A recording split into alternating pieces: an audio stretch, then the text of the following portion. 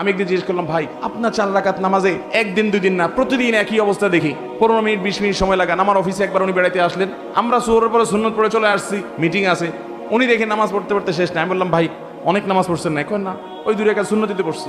তো 2 রাকাত সুন্নত তো আমরাও পড়লাম, আমাদের যদি 5 মিনিট 7 মিনিট লাগে, আপনার 15 মিনিট কেমনে লাগে?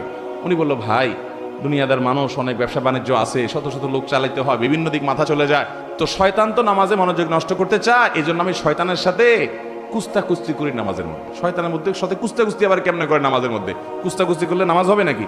বলে যে কুস্তাকুস্তি সিস্টেমটা হলো এই, আমি যখন নামাজে দাঁড়াই, সূরা ফাতিহা অন্য সূরা পড়ি, তখন শয়তান আমারে যত আকতা কুকতা সব মনে করে দেয়, তখন আমি কুলে উঠতে পারি না, আল্লাহর কথা স্মরণ আসে না। আমিও তেড়ামি করি, পরিপূর্ণ আল্লাহর দিকে মনোযোগ আসার আগ পর্যন্ত তেলাওয়াত চলতে থাকবে। উনি বলে যে আমি যখন এভাবে সূরা বাড়াইতে থাকি যে ডিউরেশন বাড়াইতে থাকি, তখন এবার দেখা যায় ইবলিসে আমার মনরে এদিক এদিক নেওয়া ছেড়ে দেয়, দিয়া বলে যে তো লস প্রজেক্টের পিছনে মেহনত করলে তো সূরা আরো বেশি বেশি পড়ে সব বেশি বাড়াই ফেলবে, এর মনোযোগ তাড়াতাড়ি নামাজের দিকে দিয়ে দেয় যাতে তাড়াতাড়ি রুকুতে যায়। এরপর আমি রুকুতে যাই, আল্লাহ দিকে পরিপূর্ণ মনোযোগ হওয়ার আগ পর্যন্ত আমি সোজা হই না, এরপরে মাথা সোজা করি। এইভাবে একটা একটা করে রুকুন শেষ করি। আমার অনেক সময় লাগে, কারণ পুরো নামাজে আমি লড়াই করি ওই ইবলিসের সাথে, ওই লড়াই করতে করতে কুস্তাকুস্তি করতে অনেক সময় লাগে। আল্লাহু আকবার, এরে বলে নামাজ। ভাইরা আমার, নামাজটাকে সুন্দর করবো তো ইনশাআল্লাহ।